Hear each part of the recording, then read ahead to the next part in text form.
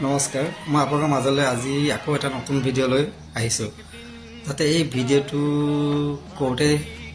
কৰোঁতে বহুতখিনি ভুল হ'ব পাৰে, সেই ভুল আপোনালোকে মাফ কৰিব আৰু কোনো যাতে গাত পাতি নলয়, সেইবাবে মোৰ ফালৰ পৰা অনুৰোধ কৰা হৈছে। আজি মই ক'ব বিচাৰিছোঁ, আপোনালোকে CCTV বোলা বস্তুটো চিনি পায় নিশ্চয়। CCTV, ইয়াক কয় CCTV।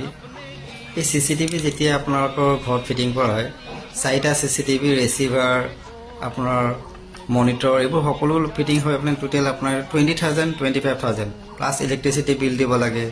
লগতে আকৌ আপোনাৰ মোবাইলৰ কানেকশ্যন যদি কৰিবলৈ হয় তেতিয়া আপুনি ৰিচাৰ্জ কৰিব লাগিব।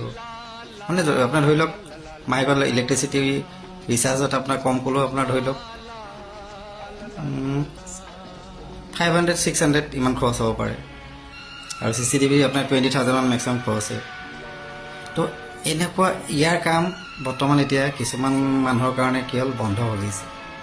কোম্পানীও মানে ডাউন পৰি গৈছে, উপায়টো নাইকিয়া।